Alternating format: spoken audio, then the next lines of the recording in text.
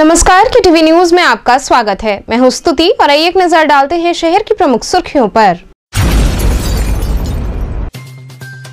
प्रधानमंत्री के मत्स्य संपदा योजना के तहत कमिश्नरी सभागार में जागरूकता प्रशिक्षण कार्यक्रम का हुआ आयोजन।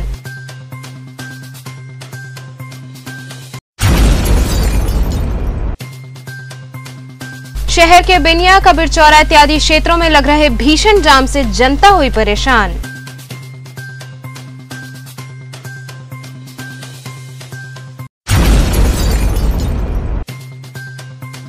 पद्म भूषण पंडित राजन मिश्र की 70वीं जन्म जयंती पर उन्हें अर्पित की गई स्वरांजलि।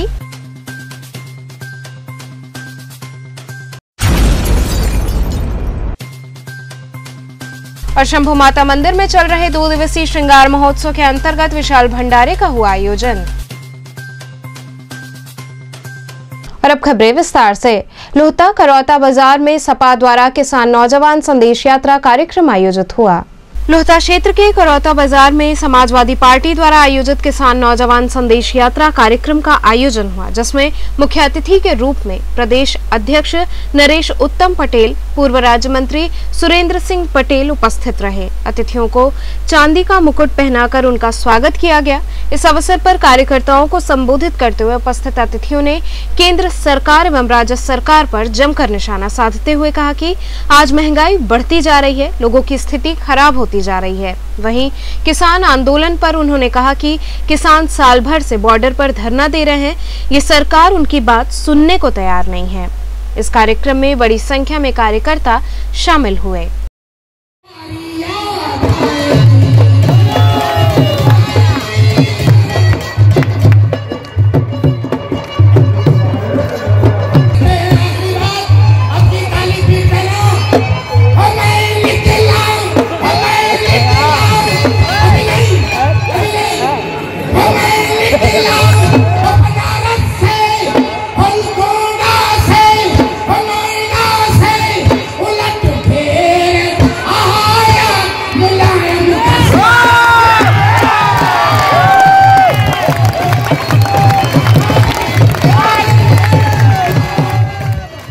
किसान बचाओ, कुटीर उद्योग बचाओ, रोजगार दो, किसान नौजवान पटेल यात्रा लेकर निकले हैं।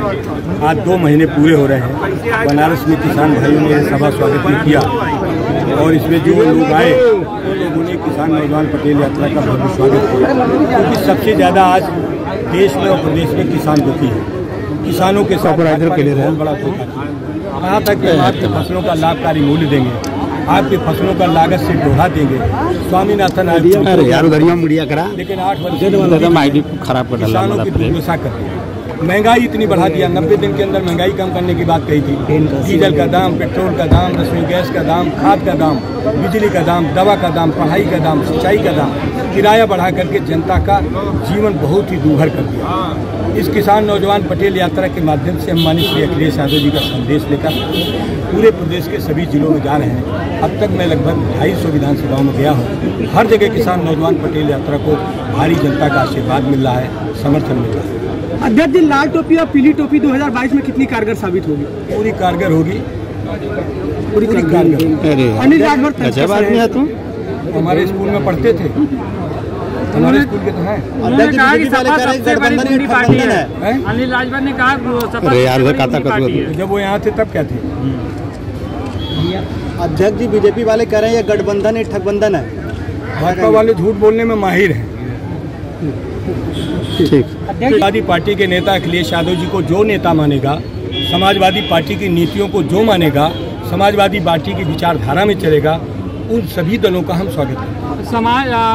बीजेपी ने छोटे छोटे पार्टियों से गठबंधन कर रही है, जबकि अखिलेश यादव ने कहा था कि छोटी पार्टी से हम गठबंधन करके आगे बढ़ेंगे। तो क्या लगता है अभी पीछे हैं गठबंधन में? तो आपकी निगाह में जैसा हो। नहीं, आपको तो आप ही बता पाओगे ना, क्योंकि पिछली बार 7 पार्टियों से गठबंधन किए 2 दिन पहले यूपी के चुनाव को लेकर। इस बार परिवर्तन होना तय है। आप सबका भी सहयोग मिल रहा है, क्योंकि हमारे देश के लोकतंत्र में सबसे बड़ा रोल रखने वाला मीडिया। उस मीडिया को भी जब सच्चाई दिखा देते हैं तो उनका भी दमन करते हैं, उनका भी उत्पीड़न करते हैं। अध्यक्ष जी, और इसीलिए आज प्रदेश के अंदर सच्चाई दिखाने वाले पत्रकार भाइयों का जो उत्पीड़न हो रहा है उससे भी जनता बहुत नाराज है। अध्यक्ष जी 2022 में माननीय अखिलेश यादव जी को आप सबके सहयोग से मुख्यमंत्री बनना तय है। अध्यक्ष जी, अभी मोदी जी का यहाँ सभा हुआ था, अपार जनसभा थी, वहाँ जनसंख्या थी, क्या कहेंगे इस पे? जी भारत के प्रधानमंत्री हैं और पूरे भारत के सरकारी संसाधन हैं, उन संसाधनों से जुटाई गई भीड़ को अपार भीड़ नहीं कहा जा सकता। अगर उनकी भीड़ जोड़ी जाए तो मैं ज़्यादा बड़ी बात नहीं करता हूँ, आज की भीड़ से बहुत छोटी थी। क्या जनसभा थी और क्या उद्देश्य था इसका? आज जो है प्रदेश अध्यक्ष जी जो है किसान नौजवान पद यात्रा 2 महीने से निकाल रहे हैं, उसी की सभा वाराणसी में। कितनी संख्या में भीड़ आई थी? प्रदेश अध्यक्ष ने क्या कहा? हजारों की संख्या में भीड़ आई और जो है प्रदेश अध्यक्ष ने 2022 में भाजपा सरकार के विरुद्ध सरकार बनाने की अपील की। कह रहे हैं कि महंगाई जिस तरह से बढ़ रही है, बेरोजगारी बढ़ रही है, क्या इन मुद्दों को लेकर जनता के बीच जाएंगे आप लोग? हम लोग का मुख्य मुद्दा यही होगा, महंगाई और जो है किसानों का उत्पीड़न, महिलाओं का उत्पीड़न, नौजवानों की बेरोजगारी, तमाम मुद्दे हैं जिस पर सरकार चलेगी। प्रधानमंत्री मत्स्य संपदा योजना के तहत जागरूकता प्रशिक्षण कार्यक्रम आयोजित किया गया।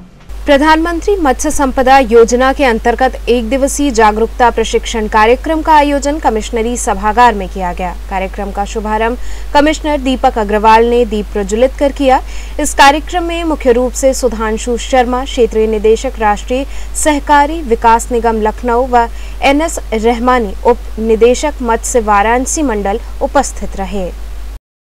आज का ये कार्यक्रम जो वाराणसी जनपद में आयोजित किया जा रहा है, ये भारत सरकार के मत्स्य पालन विभाग और राष्ट्रीय सहकारी विकास निगम के संयुक्त तत्वाधान से आयोजित किया गया है। इस वर्ष के लिए हम लोग को पूरे मार्च 2021 तक 6 जनपद स्तरीय कार्यक्रम करने हैं और 1 प्रदेश स्तरीय करना है। 6 जनपदीय स्तरीय कार्यक्रमों के अंतर्गत ये तीसरा कार्यक्रम है जो जनपद वाराणसी में किया जा रहा है। इस प्रधानमंत्री मत्स्य संपदा योजना के अंतर्गत लाभार्थियों को, मत्स्य पालकों को प्रत्येक तरह की सुविधाएं मत्स्य पालन के संबंधित दी जाती हैं और इसमें 40% तक का अनुदान निहित है। तो इसमें क्या निकल के आ रहा है जो अनुदान दिया जाता है, जब लोग बैठे हैं क्या निकल के आ रहा है, क्या परेशानियाँ सबसे ज़्यादा लोगों? परेशानी के लिए इसके लिए जागरूकता की थोड़ी सी कमी है, जिसके लिए हम लोग ये अवेयरनेस का प्रोग्राम कर रहे हैं। लोगों को स्कीम पूरी तक नहीं पहुंच पा रही है।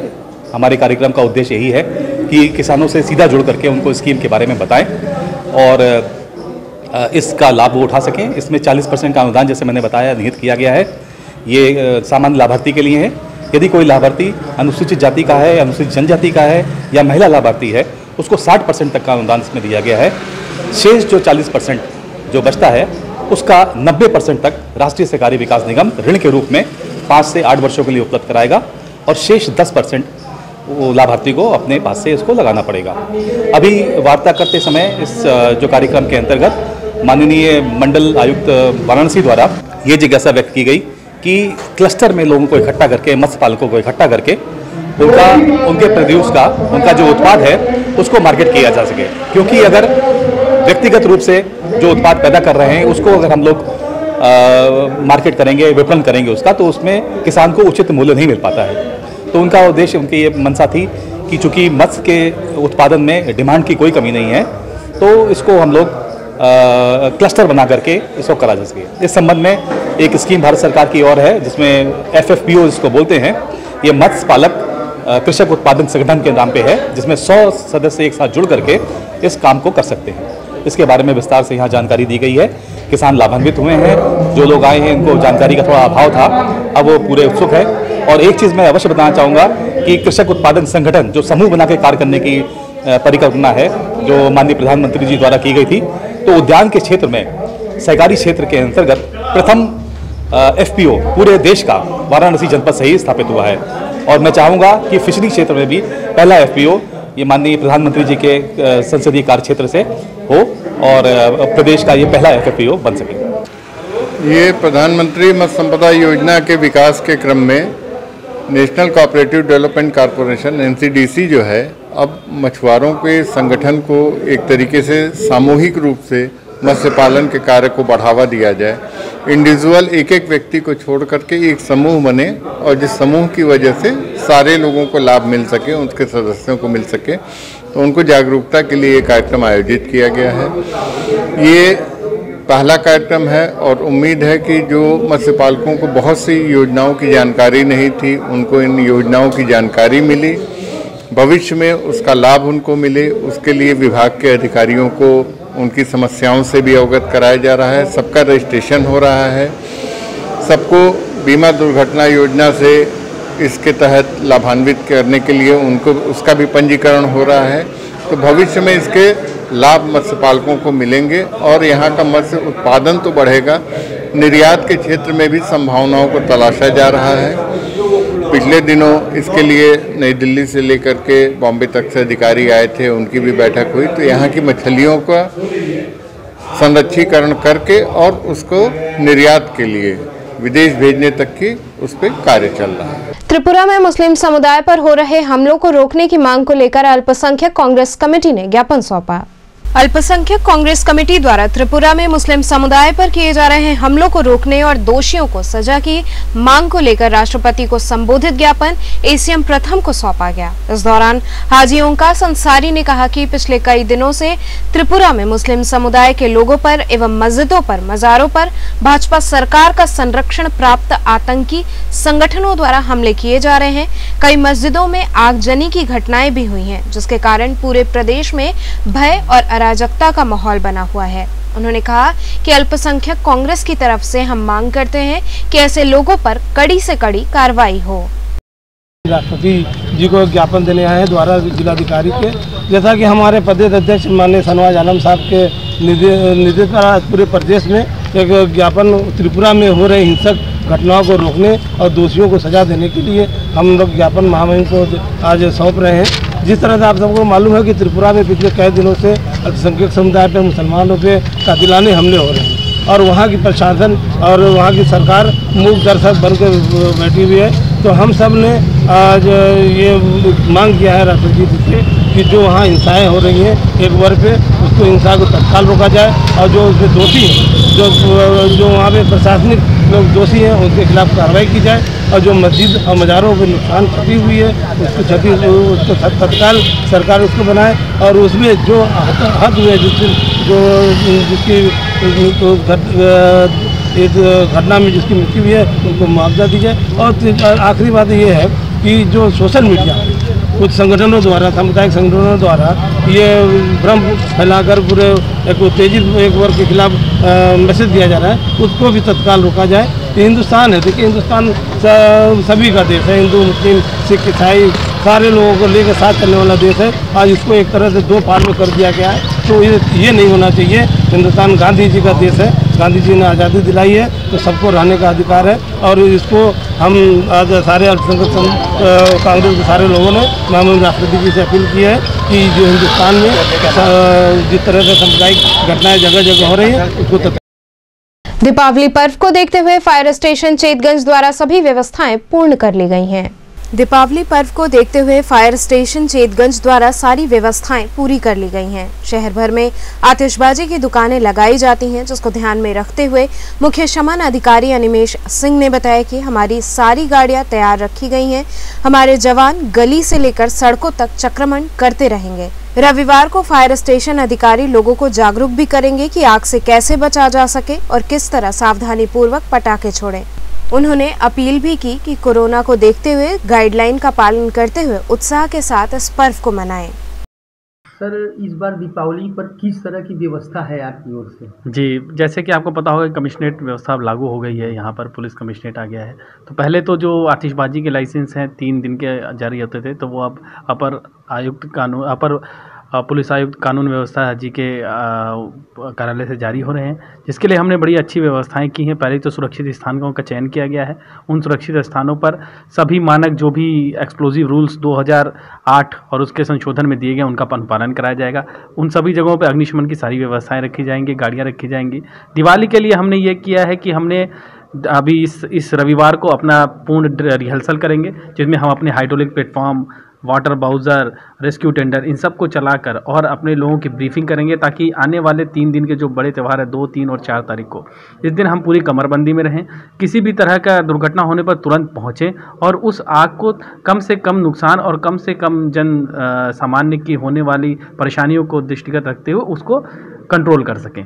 और इसीलिए हमने हर जो दिवाली के दिन धनतेरस से ही हमारी गाड़ियाँ गोदौलिया, शिवपुर, आपका लहौराबीर और कैंट में आपका सारनाथ, पांडेपुर, इन सब मेन जगहों पर खड़ी रहेंगी। वहीं से जैसे हमें कोई कॉल सूचना मिलती है हम वहीं से इनको रवाना कर देंगे ताकि जल्द से जल्द वो अपने आसपास के जहां पर भी आग दुर्घटना हुई है उसको अटेंड कर सकें। पतली गलियों के लिए क्या व्यवस्था है? पतली गलियों के हमारे पास करीब 8 फायर बाइक हैं और इसके अलावा 1 टन की जो टाटा की चेसिस पर, छोटी टाटा 207 पर 1 टन की गाड़ियाँ होती है वाटर मिस्ट वाली, जिसमें 400 लीटर पानी और 50 लीटर फोम होता है, वो है।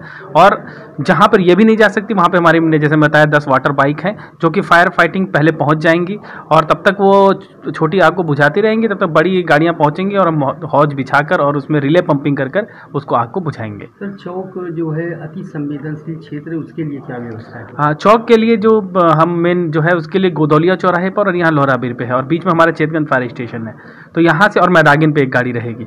तो इस और 2 बाइक्स हमने डेडिकेट की है चौक एरिया के लिए। ये बाइक्स हमेशा जैसे वहाँ पे शाम को भ्रमणशील रहेंगी, जैसे ही कॉल मिलती है तुरंत उस पर जाएंगी, उसको अटेंड करेंगे। तब तक हमारा जो दूसरा लेयर है जिसमें हमारी छोटी गाड़ी 1 टन की वाटर मिस्ट है, फिर तीसरे चरण में हमारी बड़ी गाड़ी पहुंचेगी। तो जब तक वो आग अगर कंट्रोल नहीं हो पाती तो इन बड़ी गाड़ियों से फिर उसको कंट्रोल किया जाएगा। दीपावली के पहले क्या कहना चाहेंगे काशीवासियों को? काशीवासियों को मैं कहूँगा आज कोविड का इतना बड़ा कई दो चरण चले जिससे आज पहला हर्ष और उल्लास के साथ मनाने का अवसर मिला है। इसको कोविड गाइडलाइन का पालन करते हुए, अपने आप को सुरक्षित रखते हुए, अग्नि से सुरक्षित खुशी से सभी काशीवासी।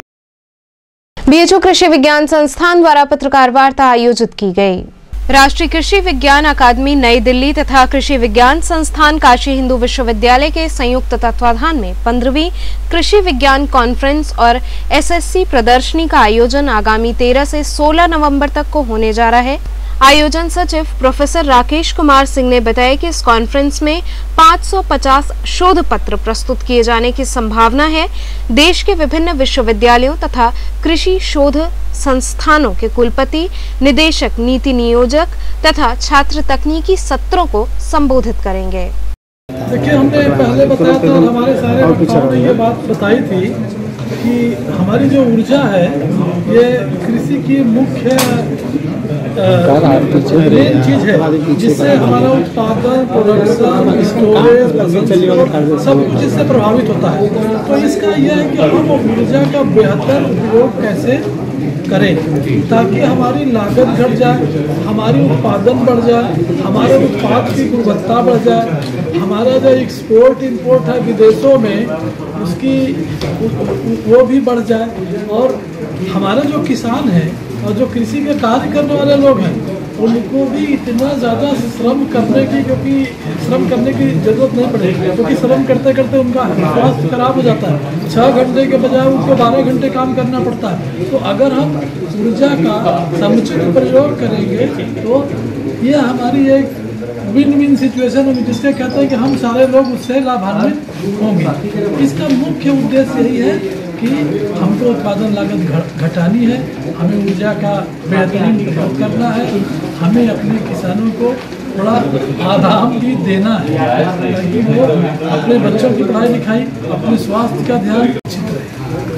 तो इसमें जो मंथन होगा 4 दिनों का जो कार्यक्रम चलेगा तो इसमें क्या कुछ निकल के आने वाला है अभी, और किसानों के हित में वो कितना हितकर होगा? जैसा कि अभी आप लोग भी बात कर रहे थे कि ऊर्जा का हमने यूज़ किया लेकिन पानी बरस गया, ये सब चीज़ों को लेकर पहले किस तरह किसानों को जागरूक किया जाएगा? देखिए, विश्वविद्यालय में जैसे मैं उदाहरण बताएंगे आपको, विश्वविद्यालय लगातार शोध काम कर रहा है। तो रमेश जी ने ये खुद भी एक रिसर्च किए हैं कि धान के खड़े खेत में हम जुताई नहीं करते। देखिए, बता रहे 3500 रुपये प्रति एकड़ लगा। अब हम धान के जो हमारा चंदौली से लेकर के जो निचला इलाका है, किसान खड़े धान में गेहूँ बो देता है, काट करके अपना रख लेता है। तो अब उसको 3500 रुपये उसने पर हेक्टेयर 4 बीघे में 3500 रुपये बचाया।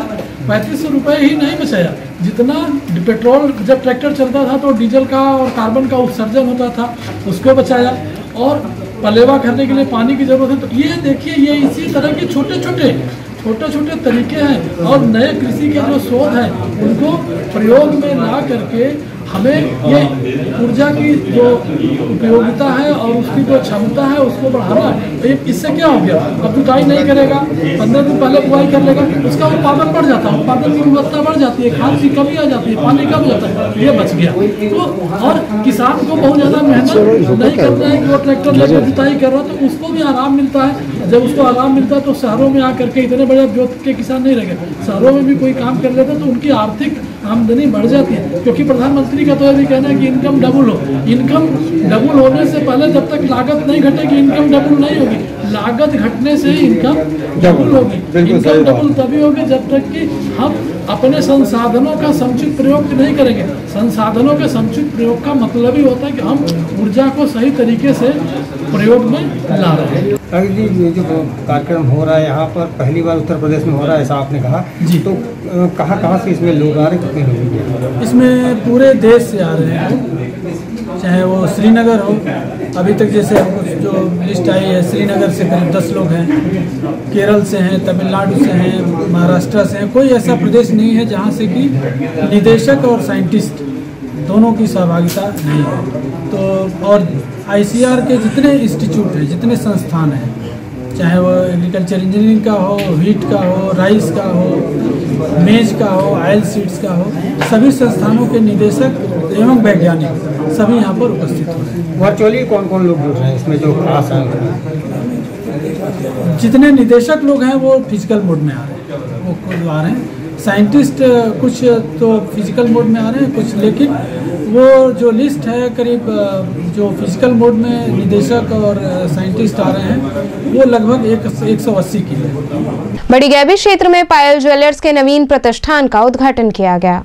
दीपावली के पावन पर्व पर बड़ी गैबी क्षेत्र में पायल ज्वेलर्स के नए प्रतिष्ठान का भव्य उद्घाटन किया गया। इस अवसर पर अधिष्ठाता अमित कुमार सोनी ने पूजन अर्चन कर प्रतिष्ठान का शुभारंभ किया।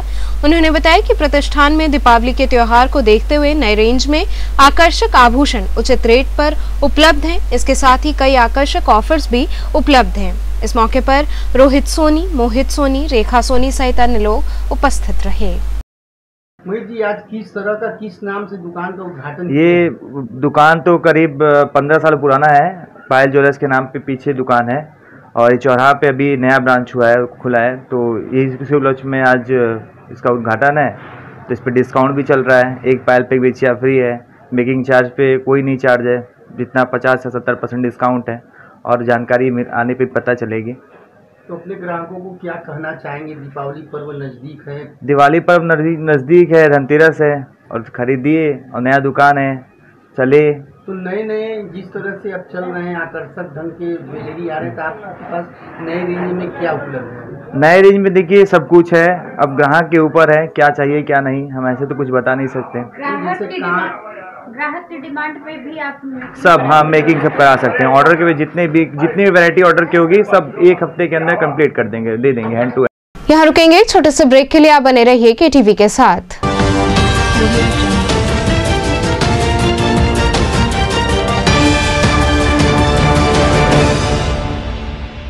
खबरों से जुड़े रहने के लिए हमारे चैनल KTV वाराणसी को सब्सक्राइब करें और लेटेस्ट अपडेट्स के लिए बेल आइकन को प्रेस करें।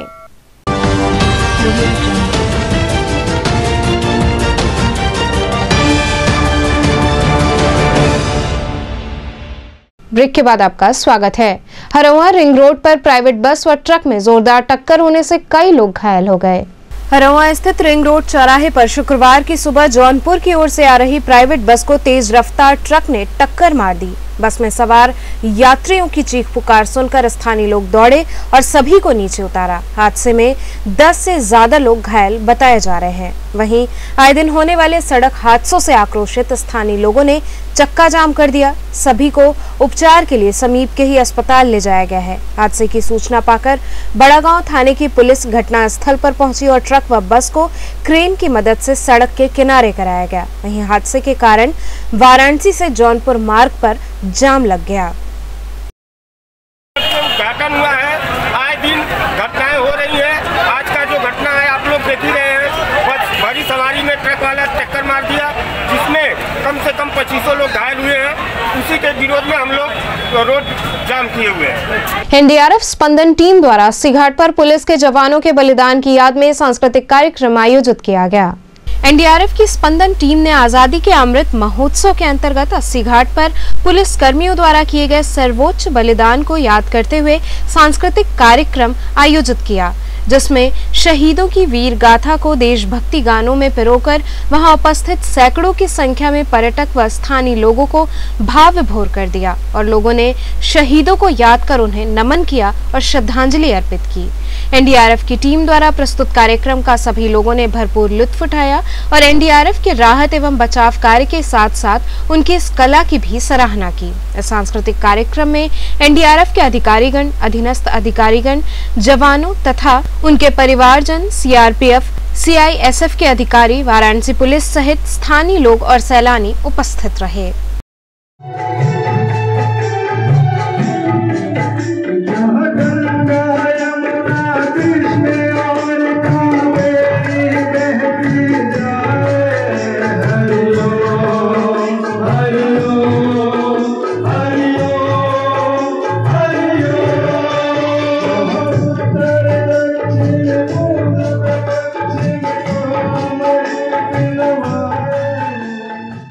शंभू माता मंदिर में 2 दिवसीय श्रृंगार महोत्सव के अंतर्गत विशाल भंडारे का आयोजन हुआ।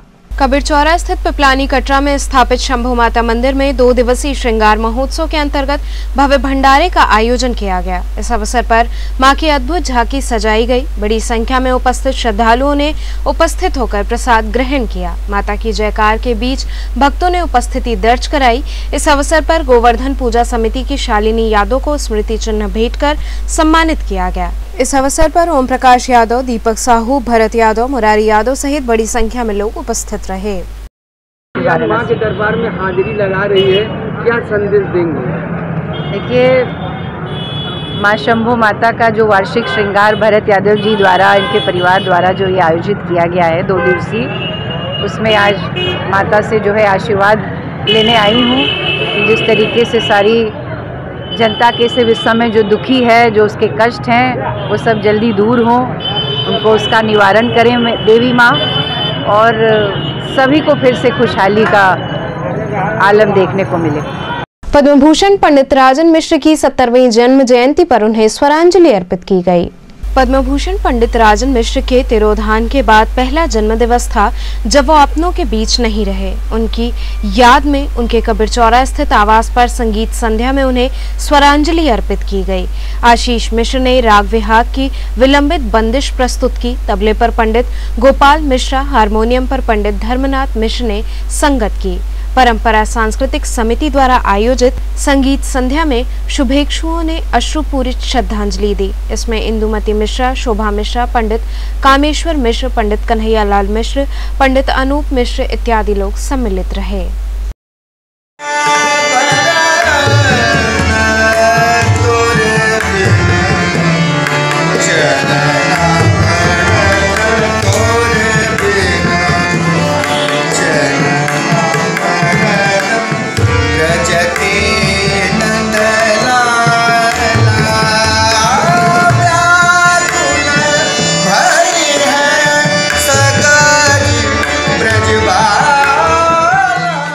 आज हम लोग उनका 17वां जन्मोत्सव पूरे समाज, संगीत समाज के लोग बहुत हर्षोल्लास के साथ में मना रहे हैं, जो कि उनके निवास स्थान कबीर चौरा में मनाया जा रहा है। और उसमें संगीत श्रद्धांजलि के रूप में श्री आशीष मिश्रा का गायन हो रहा है, जिनके साथ पंडित धर्मनाथ मिश्रा जी हारमोनियम संगत कर रहे हैं और तबले पर पंडित गोपाल मिश्रा जी हैं। तो आज पूरे समाज के लोग उनको हम लोग याद भी कर रहे हैं, नमन कर रहे हैं और बहुत हर्षोल्लास के साथ में उनके जन्म शताब्दी को मतलब ये वर्ष को मना रहे हैं, जन्म उत्सव को मना रहे हैं। और आगे भविष्य में भी, अभी तो छोटे रूप में हो रहा है, लेकिन उम्मीद है कि इसको और भव्य रूप में इसको और विस्तार किया जाए और आगे बढ़ाया जाए। और हम सभी दर्शकों से यही निवेदन करेंगे कि उनको वो कह के गए हैं कि वो अभी हम लोग के साथ में रहेंगे और उनको हम लोग नमन करते हैं और याद करते हैं। आप लोग भी उनको याद करिए, वो आप लोग के दिल में बसे हुए हैं और पूरे बनारस के दिल में बसे हुए हैं और पूरे बनारस की तरफ से उनको श्रद्धांजलि स्वरूप हम लोग जन्मोत्सव मना। शहर के बेनिया, कबीरचौरा इत्यादि क्षेत्रों में लग रहे भीषण जाम से जनता परेशान है। दीपावली पर्व अब नजदीक है, ऐसे में लोग खरीदारी करने हेतु निकल रहे हैं, लेकिन लोगों को भीषण जाम की समस्या से जूझना पड़ रहा है। मुख्य रूप से बेनिया, कबीरचौरा, चेतगंज इत्यादि क्षेत्रों में काफी जाम लग रहा है। लोगों का कहना है कि इन क्षेत्रों में आए दिन सुबह से लेकर शाम तक जाम लगा रहता है और यहाँ यातायात व्यवस्था दुरुस्त नहीं है। जाम के चलते यहाँ आए दिन एम्बुलेंस भी फंस जाती है। कानू की अगर बात की जाए, वाराणसी में जिस तरीके से कुछ ऐसी रोड हैं जो लगातार वाराणसी में रोजाना सुबह से लेकर शाम तक जाम का जमावड़ा देखने को मिलता है, जिससे अभी तक जनता को क्या निजात मिल पा रही है? नहीं, ये जाम सुबह 11 से लगता है। बेनिया तिराहे से लेके गदौलिया और लहुरावीर तक ये पूरा जाम वन साइड होता है। वन साइड के जाने के मतलब जाने वाला रास्ता एकदम बंद कर दिया जाता है। बेनिया तिराहे पे जो प्रशासन वहाँ खड़ी होती है, उन लोगों को की वजह से ये जाम लगना है। ठीक, अगर बात की जाए तो आप प्रशासन को आप एक तरीके से साध रहे हैं, तो अगर वाराणसी में ऐसे कई जगह चौराहे पर देखा जाए तो सिग्नल लाइट लगने से काफ़ी जनता को क्या राहत है? नहीं, जनता को राहत है कुछ चौराहों पे है। जो बेनिया तिराहा है, जो कि सबसे बड़ा चौराहा माना गया, बेलचू से लेके लंका से लेके हर क्षेत्र में जाने वाला चौराहा बेनिया तिराहा हमेशा इस 5-6 महीने से ये चल रहा है एकदम जाम। जी, अगर बात की जाए तो आप जो बेनिया चौराहा, कबीरचौरा चौराहा और अन्य चौराहा जो आप बात कर रहे हैं, तो मतलब जाम में जिस तरीके से लोग परेशान होते हैं, क्या उनकी परेशानियां कितनी प्रशासन समझ रही है? उसमें मरीज भी हैं और किसी को ट्रेन पकड़ना है, किसी को अपने घर जाना है, कोई को अपने बच्चे की दवा लेने जाना है, किसी भी प्रकार का सामान लेना है, तो ये मनसा हमेशा बेनिया तिराहे से लेकर के गदौलिया से लेकर के लहुरावीर तक का मार्ग पूरा जाम रहता है वन साइड। तो चलते चलते पुनः एक नजर डालते हैं शहर की प्रमुख सुर्खियों पर। प्रधानमंत्री के मत्स्य संपदा योजना के तहत कमिश्नरी सभागार में जागरूकता प्रशिक्षण कार्यक्रम का हुआ आयोजन।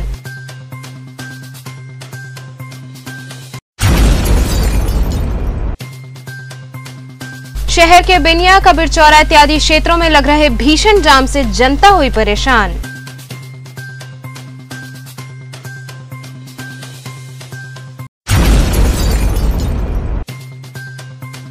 पद्म भूषण पंडित राजन मिश्र की 70वीं जन्म जयंती पर उन्हें अर्पित की गई स्वरांजलि।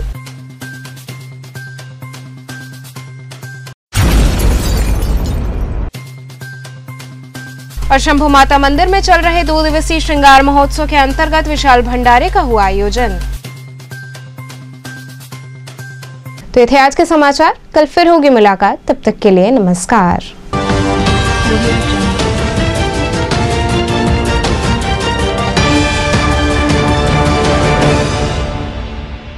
खबरों से जुड़े रहने के लिए हमारे चैनल KTV वाराणसी को सब्सक्राइब करें और लेटेस्ट अपडेट्स के लिए बेल आइकन को प्रेस करें।